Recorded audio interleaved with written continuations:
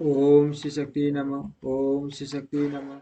ओम श्री शक्ति नमः। ओम श्री शक्ति नमः। शिव ज्ञान, शिव की उपासना से देवताओं को उनका दर्शन, सूर्य देव ने शिव की पूजा करके अड्य दान की वेदी तथा व्यास व्यास अवतारों का वर्णन। श्री कृष्ण बोले, भगवान अब मैं उस शिव ज्ञान को सुनना चाहता हूँ जो वेदों का सार तत्व है तथा जिसे भगवान शिव ने अपने शरणागत भक्तों की मुक्ति के लिए कहा है। प्रभु शिव की पूजा कैसे की जाती है, पूजा आदि में किसका अधिकार है तथा ज्ञान योग आदि कैसे सिद्ध होते हैं।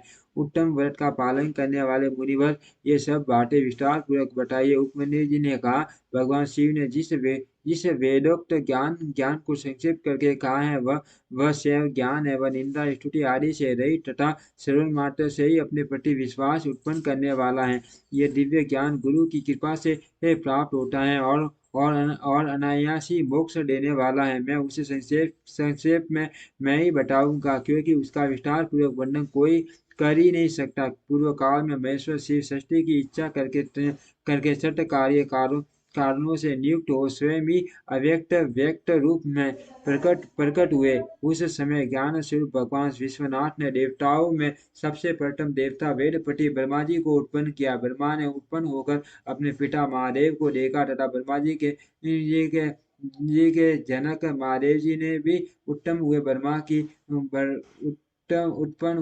की और स्नेहपूर्ण दृष्टि से देखा और उन्हें सृष्टि रचने की आज्ञा दी। रुद्रदेव की कृपा दृष्टि से देखे जाने पर सृष्टि के सामर्थ्य से युक्त हो उन्हें ब्रह्मदेव ने समस्त संसार की रचना की और पृथक पृथक वर्णों तथा आश्रमों की व्यवस्था की। उन्होंने यज्ञ के लिए सोम की सृष्टि की। सोम से भूलोक का प्रादुर्भाव हुआ। फिर पृथ्वी, अग्नि, सूर्य, यज्ञ में विष्णु और शशिपति इंद्र प्रकट हुए। वे सब तथा अन्य देवता रुद्राध्याय पढ़कर रुद्रदेव की स्तुति करने लगे। तब भगवान महेश्वर अपनी लीला प्रकट करने के लिए उन सबका ज्ञान हर कर प्रसन्न मुख से उन देवताओं के आगे खड़े हो गए। तब देवताओं ने मोहित होकर उनसे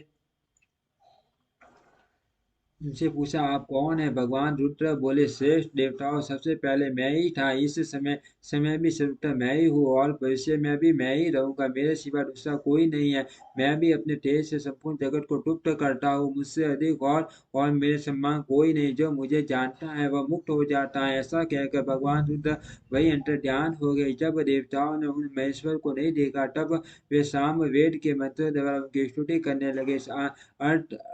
अर्थव शीर्ष में वर्णित पाशुपत व्रत को ग्रहण करके उन अमर गणों ने अपने संपूर्ण अंगों में भस्म लगा लिया। यह देख उन पर कृपा करने के लिए पशुपति महादेव अपने गणों और उमा के साथ उनके निकट आए। प्राणायाम के द्वारा श्वास को जीत कर निंदा रहित एवं निष्पाप हुए योगीजन अपने हृदय में जिनका दर्शन करते हैं, उन्हीं महादेव को उन देवेश्वर ने वहां देखा, जिन्हें ईश्वर की इच्छा का अनुसरण करने वाली पराशक्ति कहते हैं। उन्हें वाम लोचना भवानी भवानी को भी उन्होंने वामदेव महेश्वर के वाम भाग में विराजमान देखा, जो संसार को त्याग कर शिव के परम पद को प्राप्त हो चुके हैं तथा जो नित्य सिद्ध हैं। उन गणेश्वर वरों का भी देवताओं ने दर्शन किया। तत्पश्चात देवता महेश्वर संबंधी वैदिक और पौराणिक दिव्य स्रोतों द्वारा देवी सहित महेश्वर की स्तुति करने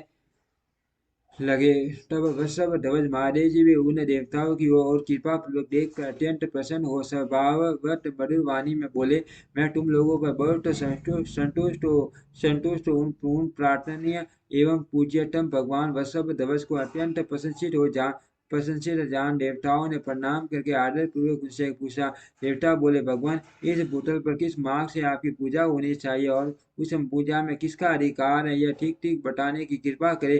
तब देवेश्वर शिव ने देवी की ओर मुस्कुराते हुए देखा और अपने परम गौर सूर्यमय स्वरूप को दिखाया। उनका वह स्वरूप संपूर्ण ऐश्वर्य गुणों से संपन्न सर्व तेजो में मैं सर्वोत्त कष्ट तथा शक्तियों को मूर्तियों, अंगों, ग्रहों और देवताओं से गिरा हुआ। उसके 8 भुजाएं और 4 मुख थे। उसका आधा भाग नारी के रूप में था। उस अद्भुत आकृति वाले आश्चर्यजनक स्वरूप का देखते ही सब देवता ये जान गए कि सूर्य देव, पार्वती देवी, चंद्रमा, आकाश, वायु, तेज, जल, पृथ्वी तथा शेष पदार्थ भी पदार्थ पदार्थ भी शिव के ही स्वरूप हैं। संपूर्ण चराचर जगत शिव में ही है।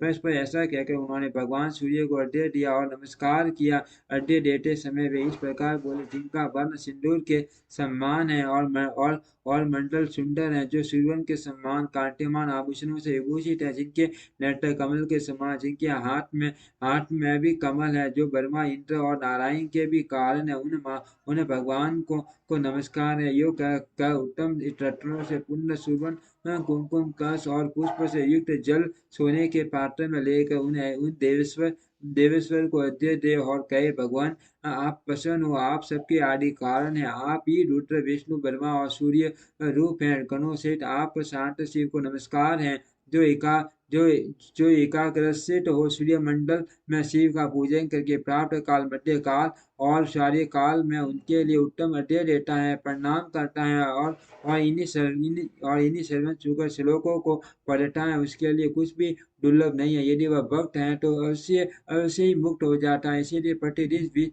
श्री रूप सूर्य का पूजन करना चाहिए। धर्म अर्थ काम और मोक्ष के लिए मन वाणी तथा क्रिया द्वारा उनकी आराधना करनी चाहिए। तत्पश्चात मंडल में विराजमान महेश्वर देवताओं की ओर देखकर और उन्हें संपूर्ण शास्त्रों में श्रेष्ठ शिव शास्त्र देकर वही अंतर्ध्यान हो गए। उस शास्त्र में शिव पूजा का अधिकार ब्राह्मण क्षत्रिय और वैश्य को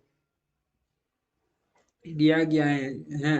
ये जानकर देवेश्वर शिव को प्रणाम करके देवता जैसे आए थे वैसे ही चले गए। तदीक काल के पश्चात जब वह शास्त्र लुप्त हो गया, तब भगवान शंकर के अंक में बैठी हुई महेश्वरी शिवा ने पतिदेव से उसके विषय में पूछा। तब देवी से प्रेरित हो सुंदर भूषण महादेव वेदों का सार निकालकर संपूर्ण आगमों में श्रेष्ठ शास्त्र का उपदेश किया। फिर उन परमेश्वर की आज्ञा से मैंने गुरुदेव देव अगस्त्य और महर्षि दरीश ने भी लोक में उस शास्त्र का प्रसार किया। शूल पानी महादेव स्वयं ही युग युग युग में भूतल पर अवतार ले अपने आश्रित जनों की मुक्ति के लिए ज्ञान का प्रसार करते हैं। रिपु सत्य भार्गव अंगिरा सविता मृत्यु इंद्र मुनिवर वशिष्ठ सारस्वत दामा मुनिश्रेष्ठ त्रिवर्त सत्य तेजजा साक्षात धर्म स्वरूप नारायण सर्वस्व बुद्धिमान आरुणि कंठंजय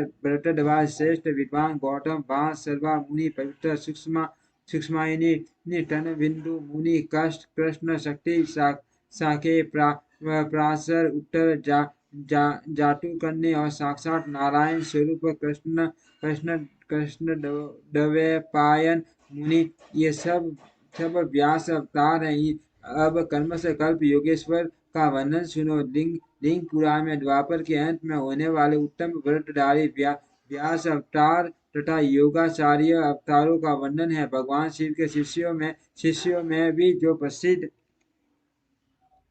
हैं उनका वर्णन है। उन अवतारों में भगवान के मुख्य रूप से 4 माह तेजस्वी शिष्य होते हैं। फिर उनके सैकड़ों हजारों शिष्य पर शिष्य हो जाते हैं। लोक में उनके उपदेश के अनुसार भगवान शिव की आज्ञा पालन करने के आदि के द्वारा भक्ति से अत्यंत भावित हो भाग्यवान पुरुष मुक्त हो जाते हैं। ओम श्री शक्ति नमः।